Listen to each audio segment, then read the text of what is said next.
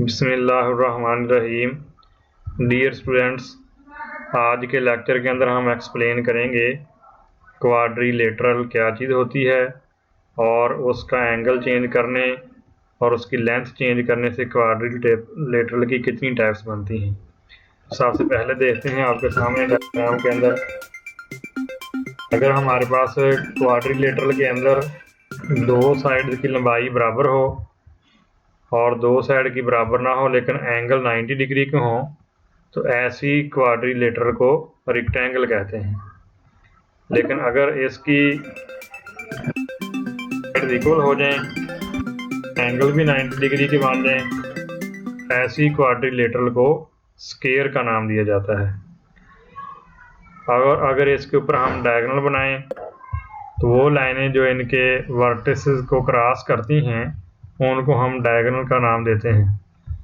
अगर यहाँ से हम पॉइंट बी को बिल्कुल डायगोनल के अलॉन्ग मूव करें तो जो क्वाड्रिलेटरल की नई शेप बनती है उसको काइट का नाम दिया जाता है। इसको आप जितना भी आगे लेकर जाएंगे लेकिन ये इसी डायगोनल के अलॉन्ग हो तो ये काइट ही बनती चली जाएगी। फिर दोबारा देखें, अगर हमारी साइडें सारी बराबर हैं तो ये स्क्वायर है और हर एंगल 90 डिग्री का है। किसी भी डायगोनल के अलॉन्ग अगर हम पॉइंट को मूव करवाएंगे तो इसकी जो शेप बनेगी उसको काइट का नाम दिया जाएगा। ये देखें, ये काइट बन जाती है। अभी दोबारा देखें, अगर हम इसकी साइड को लंबाई के रोक खींचेंगे यानी इसको एक साइड, अब देखें दोनों साइडें बराबर हैं लेकिन इनकी लेंथ जो है डिफरेंट है, एंगल 90 की है, इसको रेक्टेंगल कहेंगे। अब अगर इस रेक्टेंगल को थोड़ा सा हम किसी 90 के एंगल ख़त्म कर दें तो देखें एंगल 90 के नहीं रहे लेकिन साइड आमने सामने वाली बराबर हैं, तो ऐसी डायग्राम को पैरेललोग्राम या मुतवाज़िल अज़ला का नाम दिया जाता है। लेकिन अगर ये साइडें इक्वल ना रहें, जैसे फॉर एग्जांपल इसको थोड़ा सा कम कर दें तो इसको हम ट्रैपेज़ॉइड कहते हैं। ट्रैपेज़ॉइड की पहचान क्या कि इसकी सिर्फ दो साइड जो हैं वो पैरेलल होंगी। जैसे देखें ये साइड ए बी और नीचे वाली साइड सी डी आपस में पैरेलल हैं लेकिन ना तो कोई एंगल बराबर है और ना ही साइड बराबर हैं, तो ऐसी डायग्राम को ट्रैपेज़ॉइड कहते हैं। देखें मज़ीद, यानी जब तक दो साइड आपकी इक्वल रहेंगी, पैरेलल रहेंगी, आप देखें इसमें साइड ए बी और सी डी जो हैं ये पैरेलल हैं लेकिन कोई भी साइड इक्वल नहीं है और ना कोई एंगल इक्वल है आपस में, तो ऐसी जो हमारे पास क्वाड्रिलेटरल होती है उसको हम ट्रैपेज़ॉइड कहते हैं। दोबारा देखें, ये रेक्टेंगल है ये।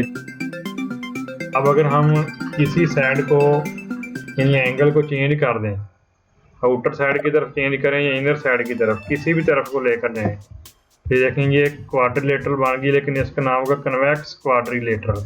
इसमें सारी साइड जितनी भी हैं, चार की चार कोने जो हैं ये आउटवर्ड को बाहर की तरफ को निकले हुए हैं। लेकिन अगर ये वाला कॉर्नर इन साइड को हो जाए तो फिर इसको हम कहेंगे कनकेव क्वाड्रिलेटरल। अभी ये ट्राइएंगल बन गई और ट्राइएंगल को मज़ीद अंदर की तरफ लेकर जाएंगे तो ये कनकेव क्वाड्रिलेटरल कहलाएगी। यानी इसमें दो साइड जो हैं वो तो कन्वेक्स टाइप हैं और एक जो साइड है वो कनकेव टाइप बन जाती है। ऐसी क्वाड्रिलेटरल को कनकेव क्वाड्रिलेटरल का नाम दिया जाता है। दोबारा देखें, अगर हमारे पास ये तीनों साइड बन जाए हमारे पास तो ये कहलाएगी ट्राइएंगल, क्योंकि इसमें सिर्फ तीन साइड रह गई और तीन एंगल रह गए। ये आगे ट्राइएंगल की स्पेशल टाइप्स होती हैं। अगर यहाँ पर एंगल 90 डिग्री का हो तो इसको आप कहते हैं कायमा ज़ाविया मुसल्लस या रेक्टेंगुलर ट्राइएंगल का नाम इसको हम देते हैं। और अगर ये बराबर ना हो एंगल, यानी एंगल चेंज कर दें, फॉर एग्जांपल यहाँ से हम एंगल कोई और कर दें तो ये ट्राइएंगल जो बनेगी अब ये क्वाड्रिलेटरल नहीं होगी, बल्कि ये वाली देखें इसमें दोबारा ट्राइएंगल बन गई लेकिन अब ना तो इसकी कोई साइड इक्वल है और ना ही इसके एंगल इक्वल हैं। तो इस तरह हम इस चीज़ से मुख्तलिफ जो डायग्राम्स बनाते हैं उनको हम एक्सप्लेन कर सकते हैं। अभी एक डायग्राम बाकी रह गई, उसको देखें कैसे बनाई जाएगी। हम इसको दोबारा स्क्वायर शेप बनाते हैं। स्क्वायर बनाने के बाद हम इसको देखते हैं, ये हमारे पास स्क्वायर बन गई। अब अगर ये कॉर्नर को पकड़कर हम इन लेकर